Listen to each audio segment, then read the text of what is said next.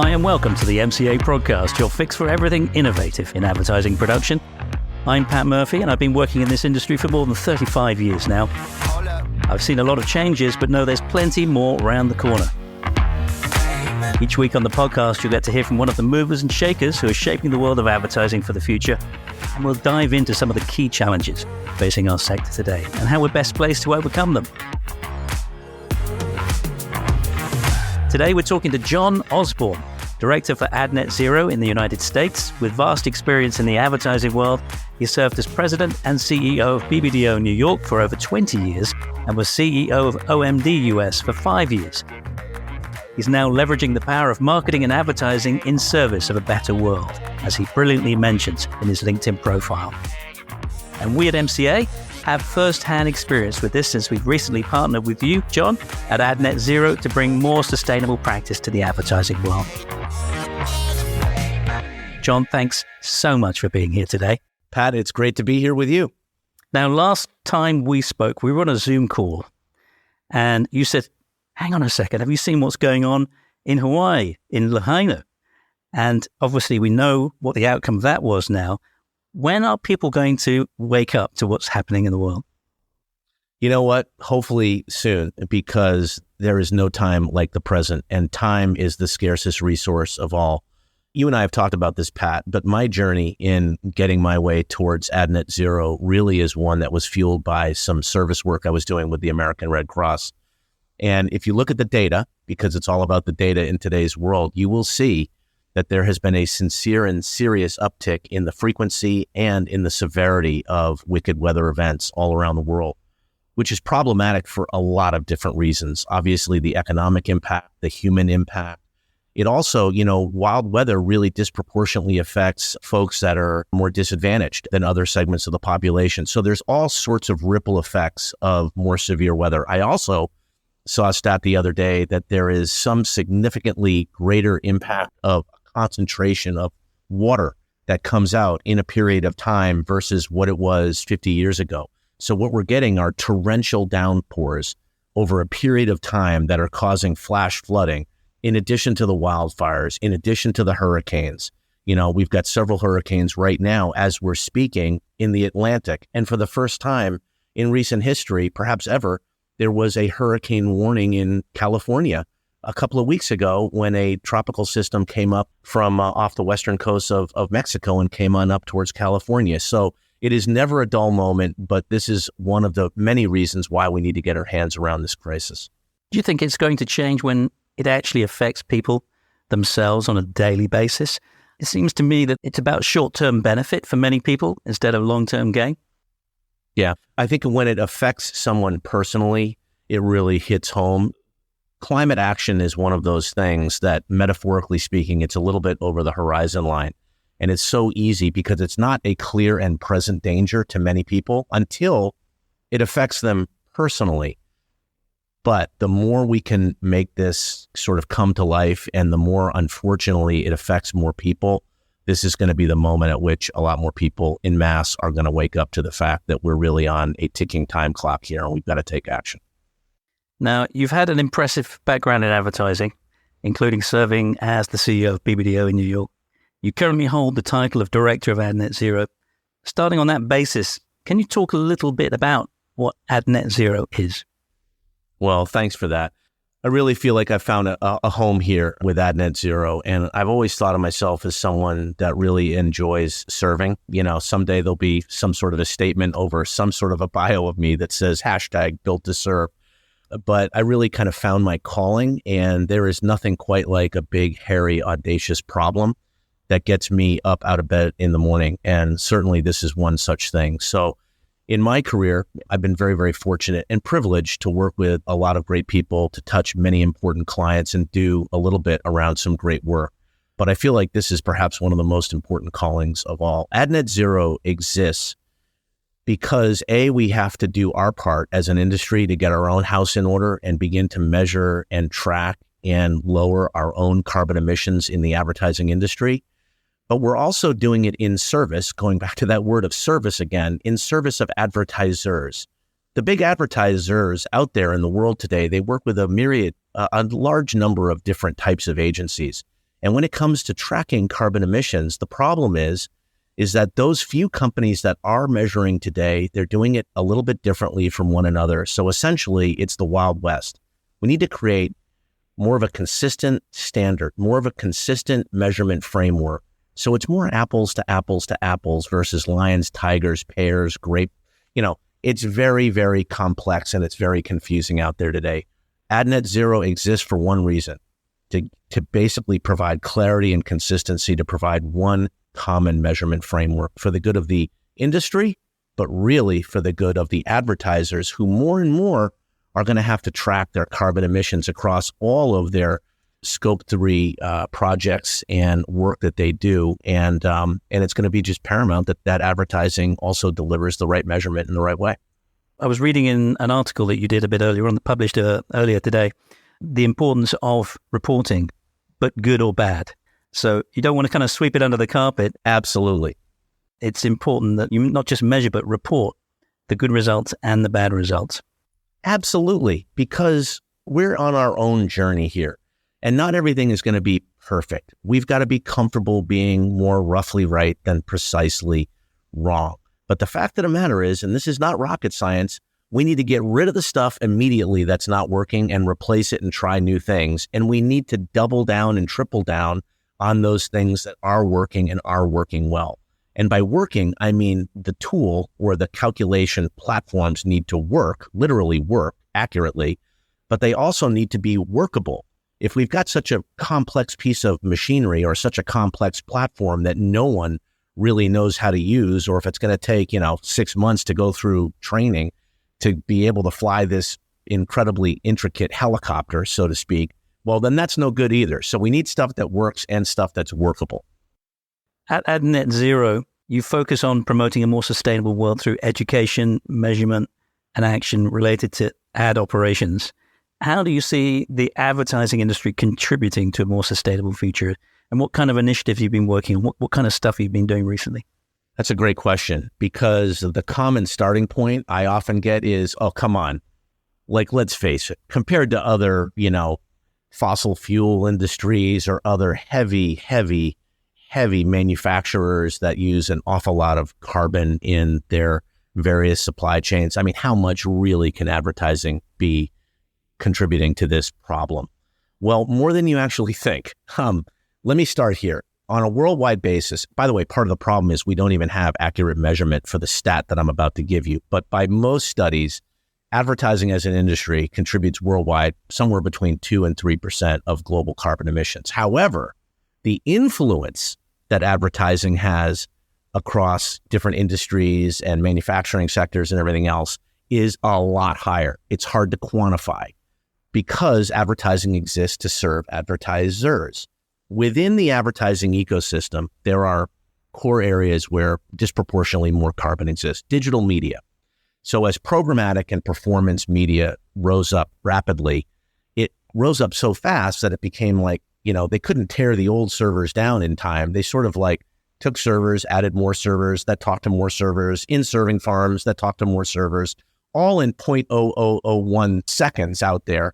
But it's a lot of horsepower, a lot of energy being used behind computers and servers and everything else. So, there are opportunities to clean up, develop cleaner supply pathways, and to do programmatic more efficiently with less waste. So there are work streams, for example, that are happening today in the area of digital media as one example. Another suspect is production. And this is something, Pat, more than a thing or two about. When it comes to production, you can really break it down. Anything and everything from the choices that are used, paint choices. Are we going to build a set or are we going to travel somewhere? What are we going to serve at the craft services table? Is it going to be meat or vegan? All of this, even little things like, quote unquote, little things like what are we going to serve? It all adds up to something more significant. And within a production, travel is definitely around 50% is a large bulk of the carbon emissions when it comes to production. So within the advertising ecosystem, when you break it down, there are areas where there are problems, but where there are problems, Pat, there are also solutions. So in production, for example, AdNet Zero, we have a calculator tool. It's called Ad Green. that advertisers and production companies and agencies are using today. And we're onboarding it with more and more companies here in the United States as we speak on this call, that are leveraging the Ad Green calculator, and they're knowing where they are today on average with various productions, and they know where they want to go in terms of lowering those carbon emissions. And by using the tool, they can start to take steps at what they're going to trade off when they make different decisions, taking carbon emissions in mind as to what they're going to do to create a cleaner production. So all of this really boils down to decision making, I think, at the end of the day. Pat, and you and I have talked about this. How do we make decisions when it comes to a production? Well, oftentimes it comes down to money or timetables. How fast do we have to get it done? Quality. Are we going big anthemic here, or can we do this more efficiently with less cost? So time, quality, money, carbon emissions is going to be a fourth factor. So it's making better decisions faster on behalf of the clients we serve and the work that we're doing. That's really what AdNet Zero, and I think what you and others are doing out there in the advertising ecosystem. And we've integrated the AdNet Zero calculator into our total process on every job that we work with at MCA, as well as part of our, what we call our GPP, our green production process, which is proving to be very successful. Which is great. I think that's fantastic. Capturing that data is critical, because I guess we can't manage what we don't measure, right, John? So we have to get that. I love that phrase, and it's tattooed on my brain now. So thank you for that, Pat. And the other thing is, I was talking to a head of production at another agency group. He said, look, we have this ambition in our production team, in our agency, to do all the right things with Ad Green and making sure that we're being very careful on our projects. But the behavior of the overarching management within our agency group doesn't show that it's really real, right? It's not really in the DNA of the business. You know, with all of those managers, the CEOs and the various C-suite people all traveling on business class around the world, the producers and the production team are going, well, you know, why do I bother doing this? Are you finding that's pretty common? Yeah, it is common, but every single action matters. Whether you think it's a small action, if you add up a lot of small actions, guess what, Pat? It adds up to something significant. So small actions, medium-sized actions, and big actions, they all matter. It's not an either or. It all matters. Having been in those previous roles that you were in, do you think that that's been able to give you more leverage with the right kind of stakeholders in the ad agency world? You know, I'd like to think so, in that I'm empathetic and I understand, you know, the pressures that decision makers and executives are facing within different agencies, whether it be a creative agency like a BBDO where I grew up, or a media agency, which is my most recent role that I had at OMD. I kind of understand the pressures that are out there, but that's not necessarily enough to give a hall pass. You know, that's not like a permission to just continue going about our merry lives the way we've been going about them. We need to be smarter. We need to act differently. And if we do certain things, it doesn't have to crimp our style. Honestly, like, I've made decisions in my personal life because I think it's the right thing to do, and I want to do my part in trying to help the climate crisis. And I'm not flying on planes the way I used to. And by the way, we're not saying don't ever get on a plane. We're just saying be thoughtful about the decisions you're making. If you're going to fly, fly right, fly smart. I fly coach, and it's perfectly fine. You can have some flexibility about where you sit. It ain't that big of a deal. And guess what? I'm still getting from point A to point B. And any travel frustrations that I would have, they're no different than frustrations I would have had sitting in business class or in first class anyway. I've personally had to make some changes in my life, and it's not that big of a deal. All we're doing is inviting others to try and take the same sorts of actions and trying to figure out what fits them best based on what they need to get done. I'd like to think, Pat, I'm a little bit more empathetic in that I've got a little bit of a diverse array of different kinds of experiences, whether it be being a board chair of a nonprofit, which has its own sort of interesting dynamic to it, to working in a creative shop, to working in a media shop. The chief executive of Mars, Paul Weinreich, said the other day, look, profit can sit alongside purpose. And unless you grow a healthy business, you won't make a difference. I think that's really important, don't you think? Yeah, 100%. You know, oftentimes people talk about the friction that exists between profit and purpose. Doesn't have to be. It doesn't have to be an either or. You can have both.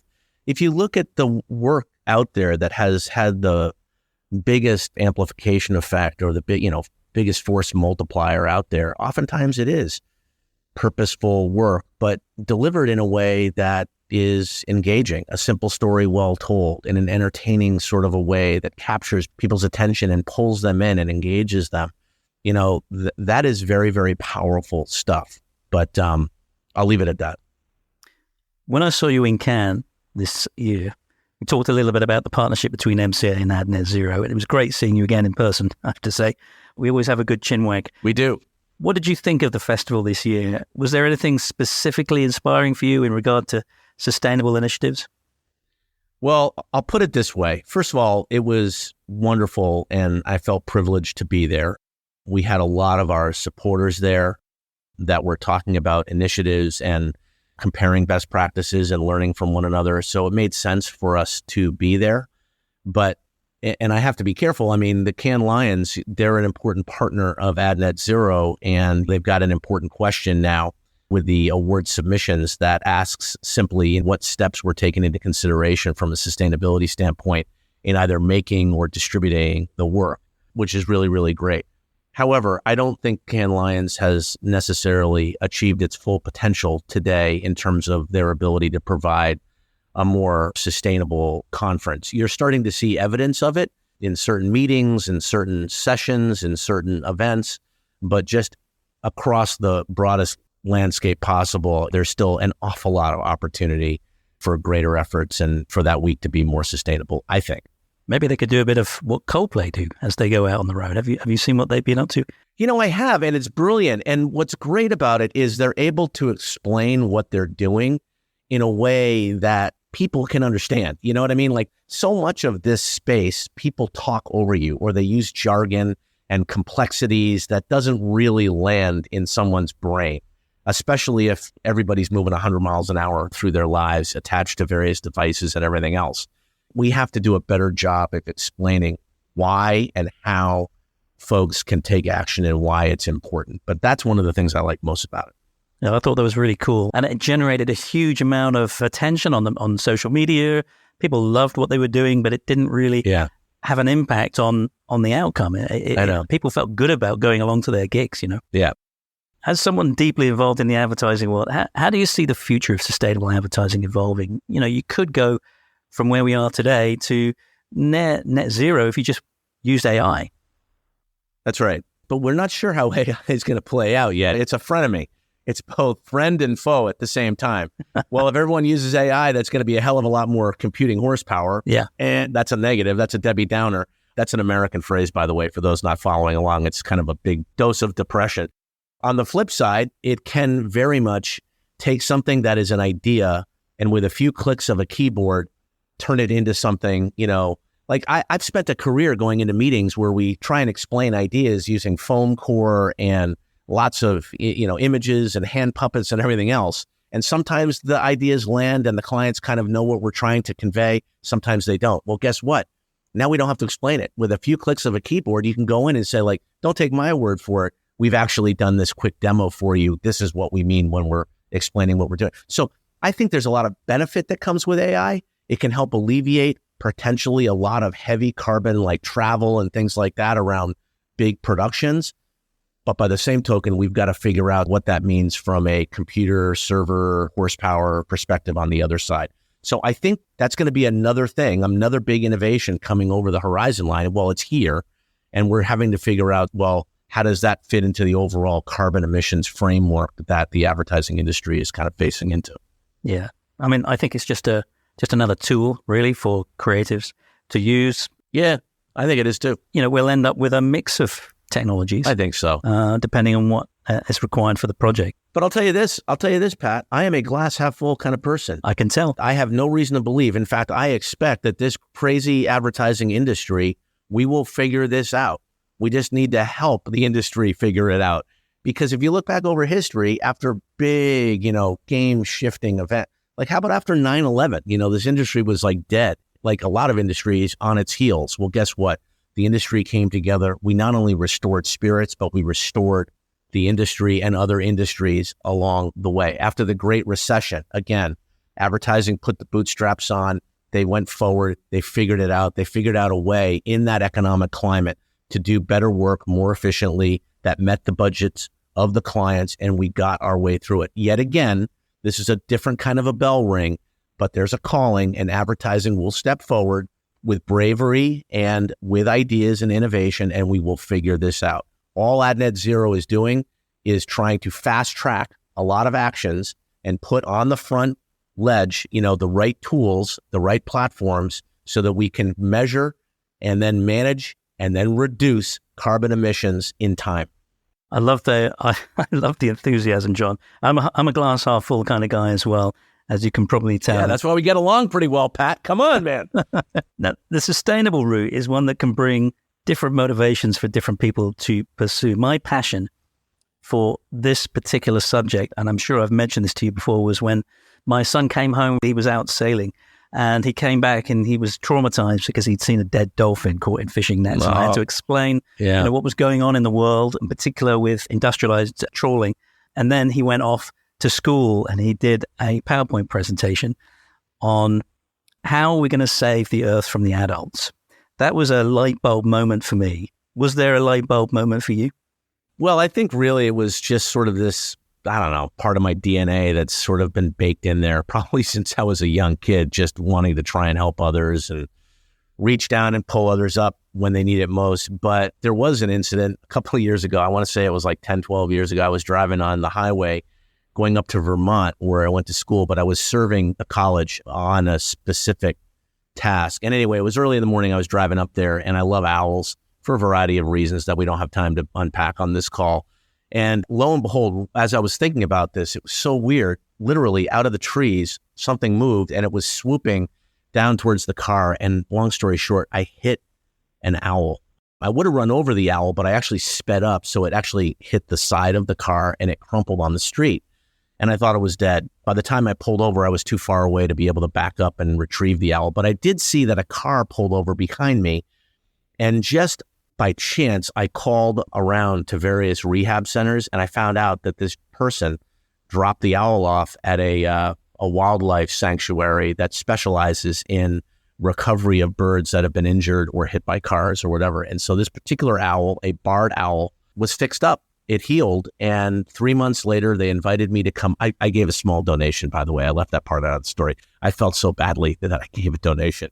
But anyway, they invited me to come up and I released the owl back into the wild. But when I was up there releasing the owl, they were like, you know why this is happening? Well, the migration patterns have changed because of weather. And now the birds don't have the food they thought they were going to have. So they kind of camp out on the side of the highway, and then trucks go by and somebody throws a hamburger out the window. And then in the morning, they're sitting in the trees and a rodent comes out and eats the half-eaten hamburger. And then the owl swoops down. And when the owl swoops down, they have no field of vision at that particular moment, and they don't see the tractor trailers driving by, and they hit the side of the truck and they die. And that's why you see all these plumes of feathers on the side of the road. They're actually hawks and owls that have been hit by trucks, and you're seeing more and more and more of them, which is what a horrible story. So your son, the dolphin, me, the owl, that was probably one of my big moments. It was really funny. When they sent me the thank you email, they forgot that there was a scroll on the bottom, and so I scrolled down. And this person who runs the center was like, yeah, this is that jerk that was driving like 85 miles an hour and mowed over the owl. I'm like, oh my God, now I feel really guilty. Yes, that was my guilty moment when I knew I had to lean in. I had to. You had to. I had no choice. You're darn tootin'. And now I found you in my journey, and now the two of us together. Oh boy, look at all the additional things we can get done. Yeah, absolutely. Now, I was impressed by reading about all of your recognitions over the years, God. All the stuff that you've won and throughout your career, including the Ad Color Award and being named Young Global Leader by the World Economic Forum, helping BBDO New York to be named Agency of the Year more than 20 times. But actually, that's kind of all irrelevant when I kind of look at some of the other stuff you're doing, which I think is really impressive for me. Some of the volunteering activity that you've been doing, John, being chairman of the board at the American Red Cross of Greater New York, and president of Global Dignity. Do you want to spend a couple of minutes talking about those? Well, I do love being a part of the American Red Cross just because, well, as they like to say, it's sort of like sleeves up, hearts open, all in. And that is really that defines me as a person. So we were kind of meant to be together. You're back in service again, right? Yeah, back in service again. There's that service again, yeah. And then Global Dignity, I kind of fell into as part of the World Economic Forum. They encourage you to get involved in different work groups and whatever. And I kind of stumbled my way into a group that really had this idea that in a world where everybody divides themselves up based on a number of different factors, could be religion, geography, political persuasion, whatever it may be, the one thing that hopefully people can agree upon is a certain sense of acceptance as to somebody being deserving of a certain level of dignity, a certain sense of like, no matter how I look, no matter what I believe, like I'm a human being, you're a human being, we should be able to have a civil understanding that we're two human beings, just as a starting point. And I really love that notion. I think we need more of that in today's world as well.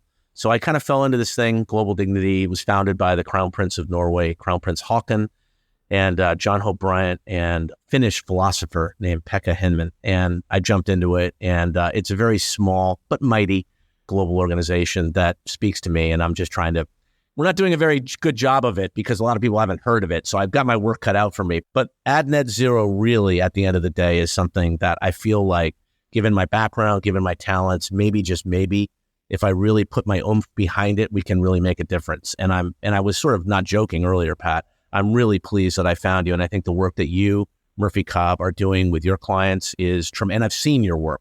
I've seen your work. I think it's wonderful. Thank you, John. I really appreciate that. And the work that you're doing is just incredible. We've got the whole of MCA, the whole team at MCA are right behind you. We're so proud to be thank you. Proud supporters of Ad Net Zero. Well, thank you. And if not that I'm in any position to make an ask, but if anybody listening to this wants to know, like, well, what can I do or how can I help or whatever, we're only as strong as the support that we have, because as we turn this aircraft carrier, the more support we have, we're always going to have, some cynics on one end of the continuum, a lot of strong, fervent supporters on the other end, and a bunch of folks in the middle.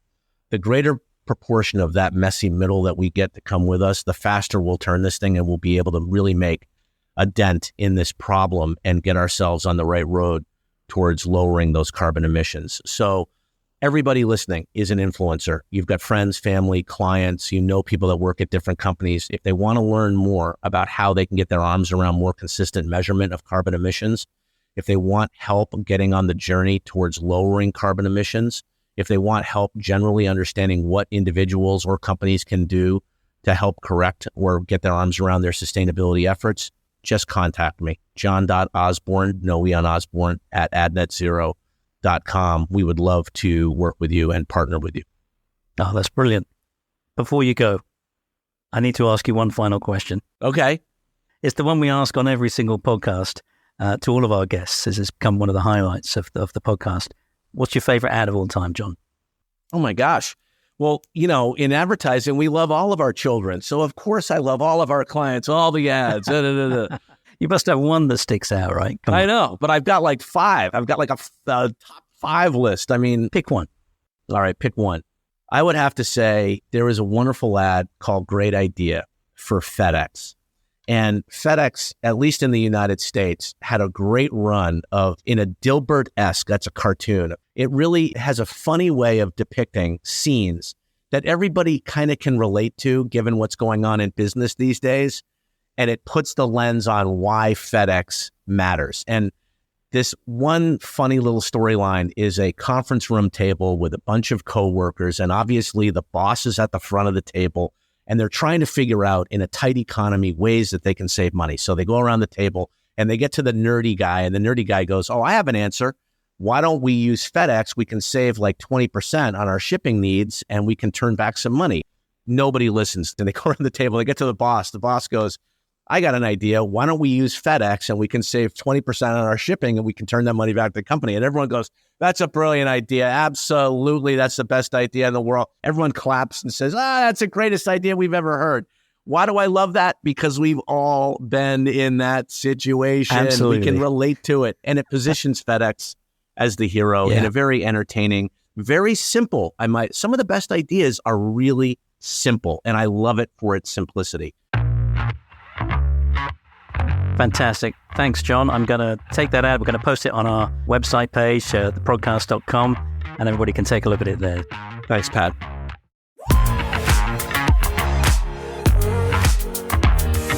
Unfortunately, we have to go because time's up. I'm looking forward to catching up with you again very soon, John. Thanks for joining the Prodcast today. Thanks, Pat. It's been a pleasure. Today, we talked to John Osborn, Director for AdNet Zero in the United States, helping bring sustainable solutions to the advertising world.